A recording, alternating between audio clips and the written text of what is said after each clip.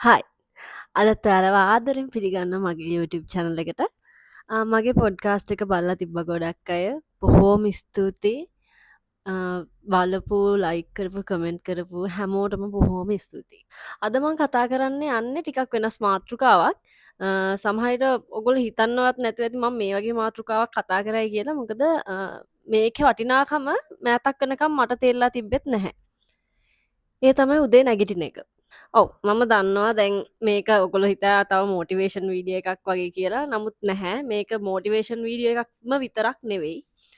උදේ නැගිටීම ගැන මගේ හිතේ මුලින් තිබ්බෙත් එච්චර හොඳ චිත්‍රයක් නෙමෙයි. මොකද මම ගොඩාක් කම්මැලි කෙනෙක්, ගොඩාක් නිදාගන්න කැමති කෙනෙක්.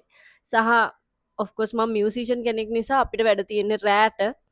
එහෙම රෑට ගිහිල්ලා ගොඩාක් මහන්සිලා ආවහම අපි සාමාන්‍යයෙන් උදේ 10 11 සමහරවිට 12 1 වෙනකන් අපි නිදාගන්නවා. මමත් එහෙම නිදාගත්තු කෙනෙක්. ඔහොම දිගින් දිගටම මම මගේ රූටින් එක මම වෙනස් කරගත්තෙත් නැහැ. මට අවශ්‍යතාවයක් තිබ්බෙත් නැහැ. මොකද මට තිබ්බ එකම වැඩේ හවසට ගිහිල්ලා පර්ෆෝමන්ස් එක කරලා ගෙදර එන එක විතරයි. එතනින් එහාට මම කිසි දෙයක් කරේ නැහැ. මම කන්ටෙන්ට් එකක්වත් හැදුවේ නැහැ. මෙහෙම අවුරුද්දක් විතර ගෙවිලා ගියාම මට තේරුණා මගේ සෝෂල් මීඩියා වල රීච් එක බහිනවා සහ as a person මගේ තියෙන්න ඕනේ මොටිවේෂන් එක මට තියෙන්න ඕනේ ජවය ටික ටික පල්ලෙහාට වැටෙනවා කියලා. අපි හිතනවා මේ නෑ අපිට ක්‍රියේටිව් තෝට්ස් එන්නේ රෑට විතරයි. එතකොට අපි පාන්දර හැල්ලා කිසිම සද්දයක් බද්දයක් නැතුව අපි ඒක කරාට පස්සේ දවල් වෙනකන් නිදාගත්තට ඒක කිසි අවුලක් නෑ කියලා මම දන්නවා ගොඩක් මියුසිෂියන්ලා මේ විදිහට හිතනවා. මේ මොකද මාත් එක්ක හිටපු මගේ එකට මාත් එක්ක හිටපු යාළුවෝ පවා අපි කවුරුත් එහෙම උදේට හැරෙන අය නෙමෙයි. උදේට හැරෙනවා කියන්නේ අපිව නිකන් මරනවා වගේ වැඩක්.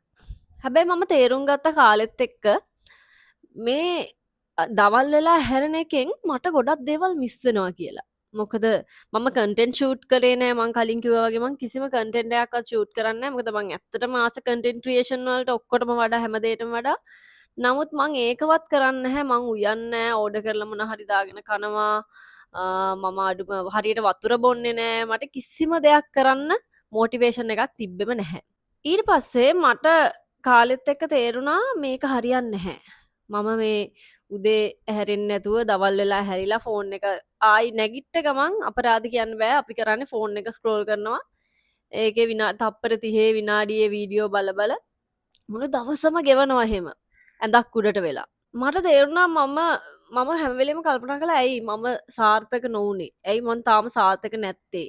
ඇයි මම මුකුත් කරන්නේ නැත්තේ? හැබැයි ඒකට උත්තරේ මම එක එක විදිහට ගලපගත්තත් වෙනස් දේවල් වලින් මගේ කාලය ඇවිල්ලා නෑ තාම මෙහෙමයි කියලා.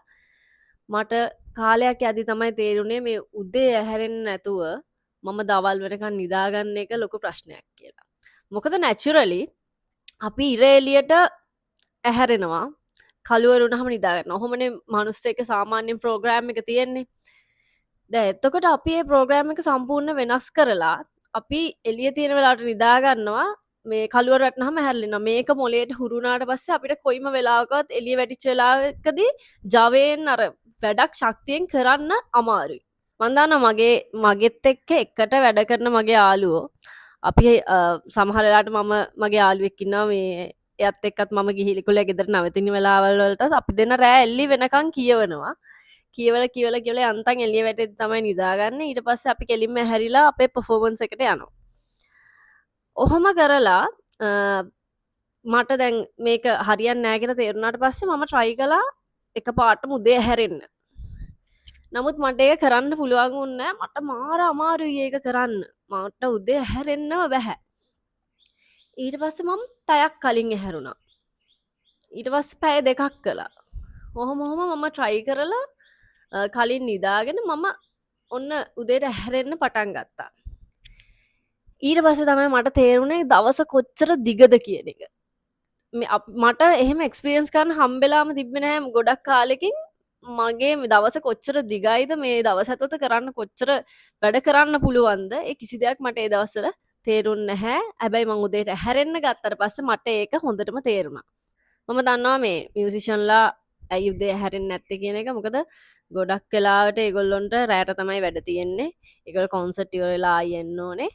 හැබැයි මම දැන් පර්සනලි මම දන්න මේ මගේ එකට මාත් එකට හිටපු මේ මගේ යාළුවෙක්, ඒ කියන්නේ ඇත්තට මෙයා මම ප්ලේ කරපු බෑන්ඩ් එක ලීඩර් කෙනෙක්, ලහිරු අයියා, මම මතක් කරන මේ වෙලාවේ. එයා කොච්චර වැඩ තිබ්බත් කොච්චර රෑ වෙලා ආවත් එයා උදේ 6-7 වෙද්දි කොහොම හරි නැගිටිනවා. ඒක මට එයා කරන්න කියලා ඒ දවස්වල කිව්වට මට ඒක මං කරේ නැහැ. හැබැයි මේ එයාගේ ජීවිතේ එයා ඇත්තටම ටික ටික උඩට යන එක තමයි වෙන්නේ. ඒක මම හොඳට දැක්කා. එයාගේ ප්‍රෝග්‍රස් එකක් මිසක් පල්ලෙහාට යෑමක් උනේම නැහැ. ඒ වගේම එයාට දවස පුරා එයා ලොකු වැඩ ප්‍රමාණයක් කරනවා. එයා කන්ටෙන්ට් ක්‍රියේෂන්ස් කරනවා, බෑන්ඩ් එකේ වැඩ ප්ලේ කරනවා, එතකොට කොන්ට්‍රැක්ට්ස් ප්ලේ කරනවා. ඒ වගේම එයාගේ මාසික ආදායමත් එයා හොඳ ගාණක් හොයාගන්නවා. ඒ වගේම එයා තමයි බෑන්ඩ් එකේ මැනේජ් කරන්නේ වැඩ. එතකොට ක්ලයින්ස්ලා හම්බෙන්න යනවා. එයාගේ මේ දවස ගොඩක් දිග නිසා එයා ඒ දවස ඇතුළත ගොඩක් දේවල් කරගත්තා. පස්සේ ඔන්න මම උදේ හැරෙන්න ගත්තට පස්සේ තමයි මටත් ඒක තේරුණේ. ටිකක් හිතලා බලන්න. ඔයා උදේ නැගිටලා, මම කියන්නේ ඔයාලට පාන්දර 4ට නැගිටින්න කියලා. ඇට්ලීස්ට් උදේ 7-8 වෙනකොටවත් ඔයාලට නැගිටින්න පුළුවන් නම් ගොඩක් හොඳයි. උදේ 6ට තවත් හොඳයි. පාන්දර 4ට නැගිටින්න පුළුවන් නම් ඉතාම හොඳයි. නමුත් මම දන්නවා තියෙන වැඩත් එක්ක මියුසිෂියන් කෙනෙක්ට පාන්දර 7ට හැරෙන්න ගොඩක් අමාරුයි කියලා. ඔයා හොඳට කල්පනා කරලා බලන්න, අපි දවස අපේ දවස පාලනය කරනවද නැත්නම් අපේ දවස අපිව පාලනය කරනවද කියලා මේ උදේ උදේට නිදාගන්න එකෙන්, දවල් වරුවේ නිදාගන්න එකෙන් දවල් 1-2 වෙනකම්.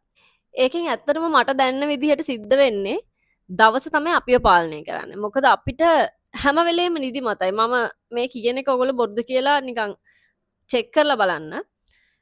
අපි පාන්දර වෙනකං හැරිලා ඉඳලා දවල් 2ට විතර හැරුණාම අපිට ඉතුරු පැය ටික අපිට ගෙවන්න මොටිවේෂන් එකක් තියෙනවද නැද්ද? honest answers දෙන්න කමෙන්ට් කරන්න අනිවාර්යෙන්. මම හිතනවා කිසිම ජවයක් නැහැ කියලා. මොකද මම ඒක අත්විඳපු කෙනෙක්. ඒක නිසා මම ඔයාලට කියනවා පාන්දර 4ට ඕනේ නැහැ. ඇට්ලීස්ට් උදේ 7ට ඉරේලිය හොඳට තියෙන වෙලාවක ඇහැරෙන්න. ඒ වගේම ගොඩක් වැදගත් දෙයක් මං ඊළඟට කියන්න යන්නේ මෝර්නිං රූටීන් එක. ඇත්තටම ගොඩක් මියුසිෂියන්ලට මෝර්නිං රූටීන් එකක් නැති තරම්.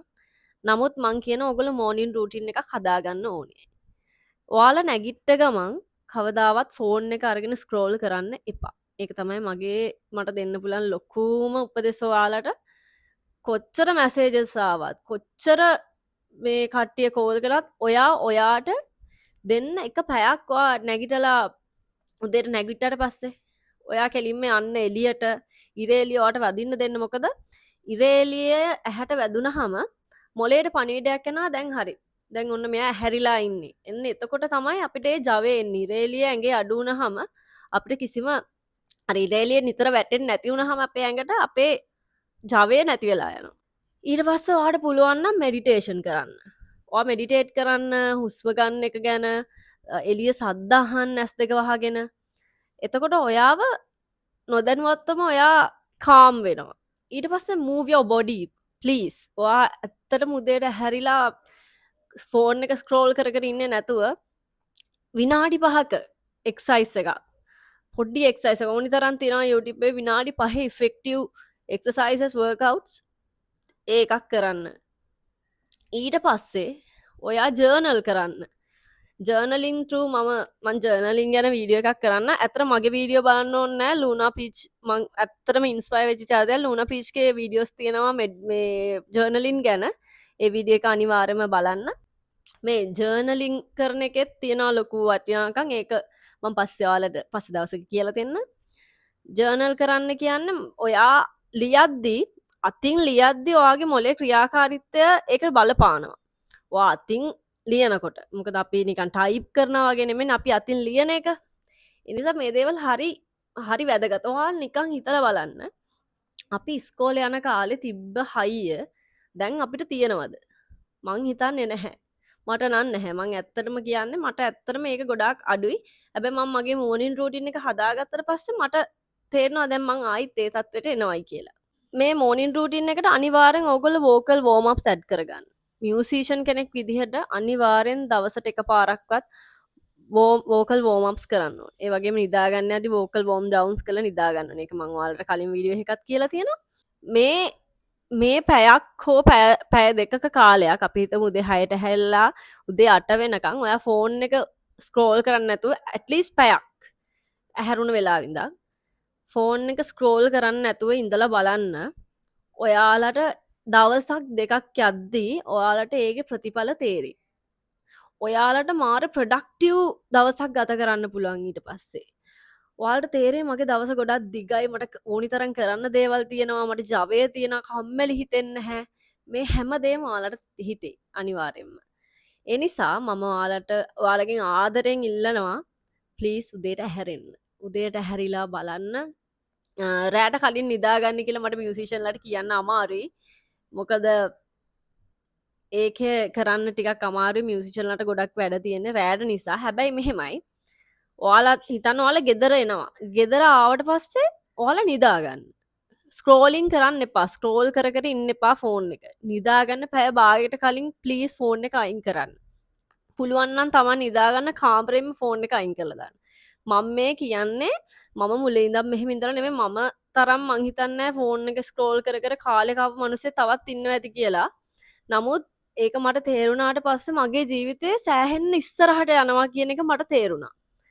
මම ෆෝන් එක අයින් කරන පේන්ටිංස් පවා කරනවා. ඔයාලට මේ පිටිපස්සෙත් පේනවා ඇති. මම පේන්ටිංස් කරන්න ගත්තා. ඒ වගේ ෆෝන් එක ස්ක්‍රෝල් කරන එකෙන් වලකින්න ඕගොල්ලෝ එක එක දේවල් කරනවා. ඔයාලට පුළුවන් පොතක් කියවන්න. එහෙම නැත්නම් කෑමක් හදන්න, චිත්‍රයක් අඳින්න, සින්දුවක් අහන්න, සින්දුවක් කියන්න, ගිටාර් එක ප්‍රැක්ටිස් කරන්න, ඔයාලගේ ඕනම ඉන්ස්ට්‍රුමන්ට් එකක් ප්‍රැක්ටිස් කරන්න. ඉතින් මේ වගේ දේවල් කළා ඔයාලට පුළුවන් ෆෝන් එකෙන් ඈත් වෙන්න. උදේ ඇහැරෙනවා වගේම ෆෝන් එකෙන් උදේ පැයක් විතර යන කාලයක් ඔයාලගේ ජීවිතෙන් ෆෝන් එක අයින් කරලා තිබ්බොත් ඔයාලට තේරෙයි කොච්චර වෙනසක් සිද්ධ වෙනවද කියලා. ඔව් ඉතින් අද පොඩ්කාස්ට් එක මේ ගැන. ඔයාලා මොකද හිතන්නේ මගේ පොඩ්කාස්ට් ගැන? මං මේ කියපු දේවල් ඇත්තද? ඔයාලා එකඟ වෙනවද?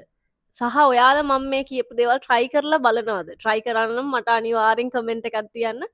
මට ඊට වඩා සතුටක් නැහැ තවත්. ඉතින් අපි තවත් දවසක තවත් පොඩ්කාස්ට් එකකින් හම්බෙමු.